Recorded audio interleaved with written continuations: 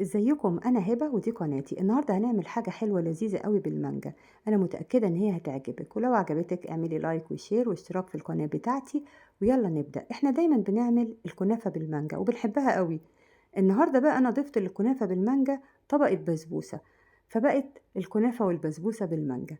اولا انا استخدمت ربع كيلو كنافه كان متجمد عندي في الفريزر، قصيته بالمقص بالشكل ده وبعدين حمرته. طبعا الكنافه وهي بتتحمر عايزة نار هادية وعايزة تقلبي باستمرار. حطيت 3 معالق سمنة وحطيت الكنافة اللي قطعتها دي، وقلبت بقى لحد الكنافة ما أخدت لون ذهبي حلو كده، ما تبقاش غامقة مننا ولا تتحروق علشان ما تبقاش ممررة. بعد ما أخدت اللون الذهبي الجميل ده حطيت لها 3 معالق سكر باودر. والسكر لما بيتحط في الآخر خالص كده بيدي للكنافة قرمشة لذيذة قوي، وهو ده اللي احنا عايزينه. قلبت بقى السكر كده لحد ما داب وبعدين نزلت الكنافة. المانجا اللي استعملتها هي منجاية واحدة، وزنها حوالي كيلو إلا ربع.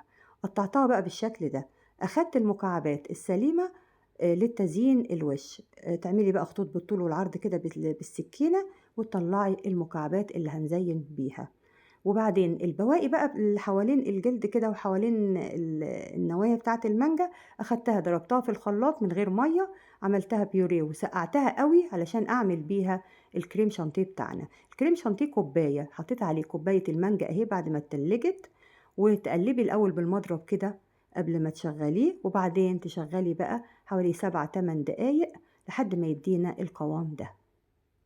في طاسة بقى على النار وحطيت 3 معالق سمنة، حطيت كوبايتين سميد بسبوسة وقلبتهم على نار هادية كده لحد ما أخد اللون الذهبي برضو الفاتح الحلو كده، وبعدين ضفت له السكر. السكر هنا أنا ضفته عادي مش باودر. حطيت كوباية ونص سكر للسميد وقلبته كويس لحد ما داب، وبعدين حطيت له كوبايتين ونص مية سخنة قوي، ما تكونش المية باردة، وتغطي بقى عليه وتسيبيه على نار هادية لحد السميد ما يتشرب السوائل كلها. تقلبي كده بعد دقيقتين هتلاقيه بقى بالشكل ده. ولما يتشرب بقى كله يبقى بالقوام ده كده هننزله. نزلته بقى وحطيته في صينية بايركس للتقديم. وحطيت البسبوسة الأول طبعا لأن هي هتخلي الطبقة متماسكة كده وانتي بتقطعيها. حطيت نص الكريمة فوق البسبوسة وسويتها كده بالسباتولا، وبعدين حطيت الكنافة، وفوق الكنافة حطيت نص الكريمة التانية. بس علشان احطها بسهولة فوق الكنافة حطيت الكريمة في كيس حلواني او تحطيه في كيس عادي، وتحطيه بقى فوق الكنافة بالشكل ده، هيبقى اسهل بكتير من انك تحطيه بالمعلقة. حطيت الكنافة كده وبعدين تسويها بمعلقة او بسباتولا. كده باقي ان احنا نحط مكعبات المانجا.